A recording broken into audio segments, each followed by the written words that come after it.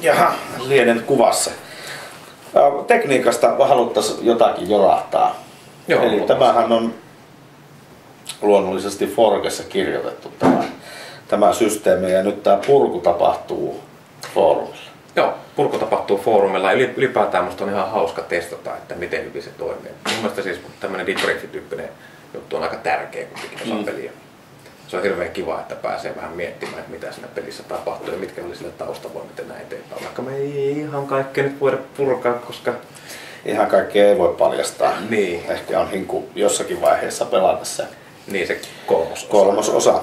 Mutta siitä on joka tapauksessa kiva niin testata, että miten hyvin se toimii tuolle etänä. Eli tuleeko tästä yhtään semmoinen samanlainen fiilari kuin normaalissa purussa? Ei varmaan, mutta että onko se huonompi? Niin. Huonompi vai parempi vai mikä tästä saa antaa. Hei, palautetta myöskin niin kuin ihan kaikista asioista otetaan tosi mielellään vastaan, että saadaan hommaa kehitettyä eteenpäin. Kyllä. Niin, Illusioni tehtiin tapahtumasivu tapahtumasta. Joo, itse asiassa kummallakin oli oma tommonen niin, ykkös-kakkososilla. Kyllä. Ja eli periaatteessa niin kuin pelillä oli oma web-sivunsa. Ja itse asiassa sitä me käytettiin melkein koko ajan, koska muun muassa hahmolomake oli siellä ja esitietomateriaalit oli siellä ja näin eteenpäin. Ja sitä olisi mahdollista kehittää eteenpäin. Siitäkin voi heitellä ideoita, että haluttaisiko se, että siellä olisi enemmän mahdollisuuksia vaikka heitellä viestejä kaverille. Että jos sä haluat siinä tilanteessa vaikka heittää niin pelaajalta toiselle viestin ilman, että sä sanot sitä. Niin. Tai jotain muuta vastaavaa tällaista. Tai sitten, että olisiko se niin hyvä siihen, että heittäisi vaikka pelaajalle sitten pelijohtaja ja heittäisi jonkun pienen lapun. Niin, aivan, kyllä. Hei, iso asia oli tämä hahmolomake. Siitä on ainakin tullut ihan kivaa palautetta, että ihmiset ilmeisesti pääasiassa tykkäsivät siitä.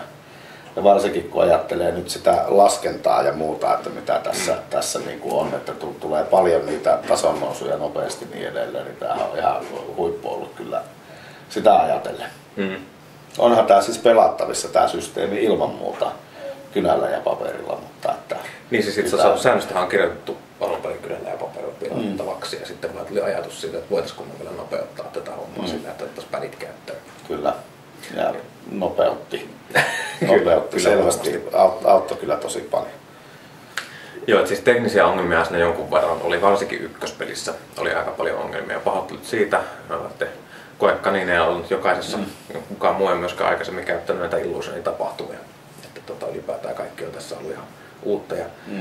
Uuden karheita. Ja myöskin se huomaa monesta jutusta, että siellä on ollut pari semmoista hieman hiomatonta kohtaa, mutta ei se mitään. Kuitenkin selvittiin hengissä tässä. Selvittiin hengissä. Jotain siellä oli ihan semmoista helppoa korjattavaa, eli siellä oli jotenkin väärin määrittynyt jotain sitkeyteen liittyviä juttuja, se oli vai? Joo, siellä oli no se oli taas vai laadintaa vai mihin, nyt mä en nimittäin muista sitä. Et jossain vaiheessa oli puhe siitä, että siellä oli joku.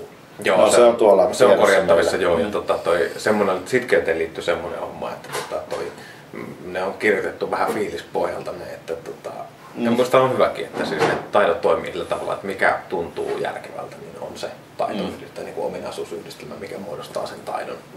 Ja nyt sitkeys jäi vähän niin kuin... Sitkeys jäi vähän niin kuin itse asiassa nollille. Musta tuntuu, että se on kyllä ollut virhe, että kyllä siellä siis sitkeyteen liittyviä taitoja on. Ja varmaan olisi voinut olla enemmän taitojakin, mun mielestä sieltä puuttuu myöskin jonkun verran taitoja. Kyllä. Tuossa on muuten yksi, mikä tuli esiin, niin myöskin voisi miettiä niitä ominaisuuksien määriä, että riittääkö se 8, kun taitoja taas huomaa, että aika paljon samoilla ominaisuuksilla, vaikka ne on loogisia kyllä, niin aika paljon samoilla ominaisuuksilla heitetään eri taitoja. Et en mä tiedä, onko se häiritsevää, mutta ehkä se saattaisi olla, että olisiko yksi keino miettiä, että ominaisuuksia on enemmän. Ei tiedä. Sitä onkin pohtia. Sitä voisi ainakin testata, että voisi tehdä jonkun niin kuin version tuosta säännöstöstä, joka perustuisi sit siihen vaikka niin kuin esimerkiksi 10 ominaisuuteen. Ei varmaan riittäisikö se yhtään sitä laajemmaksi? Ihan varmasti testattavissa. Niin siis itse asiassa tätä säännöstöhän testattiin useammankin kerran tuossa kun tehtiin systeemiä, niin tehtiin niin kääpiökahinoita pelailtiin tuossa. Ne oli ihan hauskoja semmoisia. Kääpiö-olympialaiset. Joo, ja sitten oli toinen tommonen pikkasen niin enemmän semmoinen seikkailumuotoinen systeemi, mutta Se oli ihan hauskaa testailla ja kyllä siitä sai hirveästi dataa siitä, että mikä toimii ja mikä ei toimi. Joo, kyllä. Kyllä se oli kätevää. No yksi on tuo, hei tuosta kehittymisestä ja tollasesta ainakin oli, kun mietitään sitä hahmolomaketta, niin sehän tuntui viikonloppupeliin aika hurjalle. Se oli aika hurjaa, että nythän siis se on varmaan mielipidekysymys, mutta mun mielestä olisi hyvä, että tuo perussäännöstö olisi pelattavissa siis kynällä ja paperilla. Ja että se olisi mahdollisimman yksinkertainen, mutta että se ei varmaan olisi hirveän huono, että varsinkin jos me pelataan padilla sen, niin se olisi mahdollista ottaa joku house roll tai lisäsääntö mukaan, että se vaikkapa vaikeutuu sitä mukaan, mitä pitemmälle, mitä niin kuin korkeammalla se ominaisuus on. Että alkuun niitä voi tulla vaikka 4 per heitto niitä heitolla ja sitten se loppujen lopuksi onkin semmoinen, että kestää ennen kuin saa sitten. Koska onhan se näin, että jotkut taisi saavuttaa jo yli 100 sen ominaisuuksia tuossa tuon 2. Niin, miettii noppaan D100, niin se rupeaa olemaan pikkuhiljaa jo kohta ihan sama. Se on ihan sama, jos on 180 pohjilla ja sä heität siihen sitten vielä 100 sen päälle. No okei, no voidaan sitä saada vieläkin kohtalaisen eeppisen lukeman, mutta että... Sitten kuitenkin, jotta se pelaaminen säilyisi mielenkiintoisena, niin se pitää pysyä jossain skaalassa suhteessa niihin haasteisiin, koska sit jos... Kyllä se varmaan alku on ihan hauskaa silleen, että on niin ylimaallinen, että se on ihan sama mitä tekee, niin onnistuu ihan kaikessa, joka tapauksessa aina, mutta jossain vaiheessa siitä tulee vaan tylsää. Kyllä se varmaan tunnin verran tosi väheitä, kun voittaa kaiken ja näin eteenpäin, mutta kyllä se sen jälkeen... Kyllä se rupeaa kuolettua ihan varmasti, että siinä on vähän viritettävää kyllä tossa. On joo, mutta että mehän tehtiin siihen pieni muutos siihen, että tossa oli semmoinen hauska ajatus, että aika monessa säännöstössä, mitä ainakin itse olen pelannut, niin lähdetään nollasta liikenteeseen. Nythän me lähdettiin siitä, että meillä on normaali ihminen ei ole nolla. Semmoinen, varsinkin kun mä ajattelin, että meillä on ollut se joku hahmot oli semmoista niin oppipojan käyneitä, tai oppinsa käyneitä tällä tavalla, että ne oli kuitenkin jo niin aikuisia ja näin eteenpäin. Niin 120 pinnaa oli alussa. Joo, jotain sellaista se oli kyllä.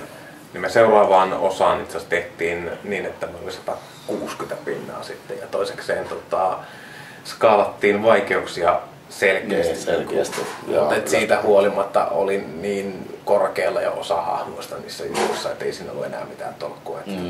Siinä on ihan selvä semmoinen korjattava asia, joka varmaan pystytään tekemään ennen kuin me julkaistaan toi.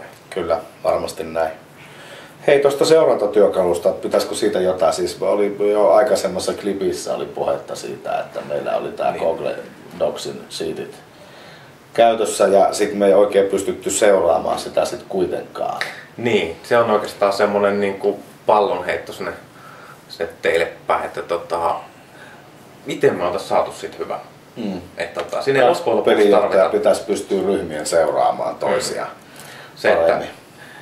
Se ei ollut oikeastaan ongelma, että me pystyttiin katsomaan, että kunhan muistettiin vaan katsoa, että ollaan samassa paikassa. Mutta ehkä enemmänkin just nimenomaan se, että suolliset keikkas esimerkiksi sen harjoitun sieltä.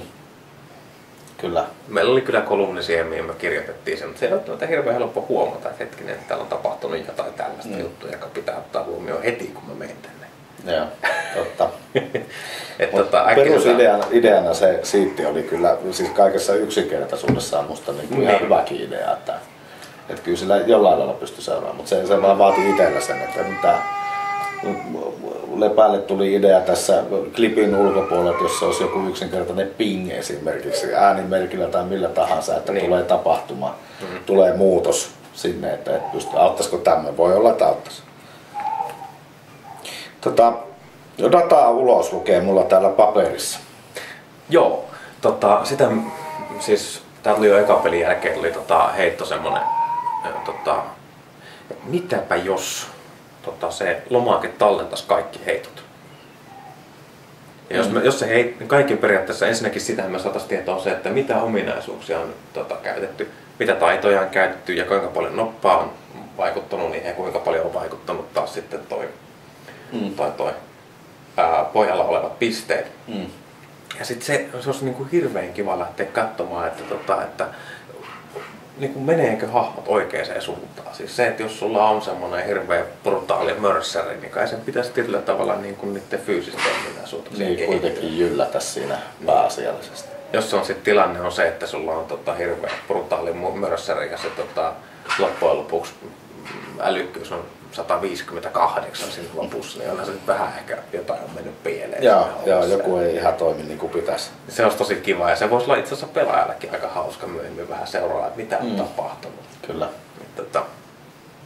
Semmoinen ajatus tuossa tuli ja varmaan tarkoitus olisi, että jos vaikka sattuisi kolmospeliin vaikka saamaan semmoisen. Kyllä mä yritän ainakin kerätä sen tekemään, että olisi aika mahtavaa. Joo. Okay. Mikä se on, siis puhuttiin, että Illusionissa oli niinku tapahtumana nämä ja muuta, niin oli puhetta, että ne olisi mahdollista tehdä itse. Itse voisi tehdä oman tapahtumansa. Joo, siis oman lomakkeen voisi tehdä. Muun muassa oman lomakkeen voi tehdä itse. Kaikki mitä sillä on, niin ne on ihan vapaasti kaikkien käytössä. Että se vaatii sen, että kirjautuu sisälle, mutta tietysti kaikilla pelaajilla on tuon tunnuseen, kun ei ole päässyt muutenkaan sisälle tuonne noin. Siihen riittää se, että kirjautuu sisälle ja menee sinne www.fortuneillusion.net ja sieltä pystyy sitten navigoimaan itsensä sinne tapahtumiin, luomaan uuden. Ja vastaavalla tavalla sieltä pystyy tekemään myöskin se hahmolomakkeen. Että se vaatii tietysti pikkasen HTML-ymmärrystä, mutta aika pienelläkin HTML-ymmärryksellä sinne pystyy jo tekemään kaiken näköistä juttuja. Ja tietysti siis mä ihan mielelläni myöskin autan niissä. Että jos haluatte lähteä omia pelejä niin järkkäämään ja sattuu olemaan nippupädejä tai pelaajilla sattuu olemaan jokaisella oma peli tai jotain muuta vastaavaa, niin se on ihan... Lomakehan toimii kannettavalla ihan yhtä lailla. Toimii. Kyllä se on ihan totta, että ei sinne mitään. Niin pitkään kuin se vaan tukee, missä on jonkunnäköinen web-selain, niin puhelimella on ehkä vähän heikompi. Mutta kyllä se teoriassa on mahdollista, mutta käytännössä veikkaa, että ei tule onnistumaan. Niin pieni se puhelin kuitenkin.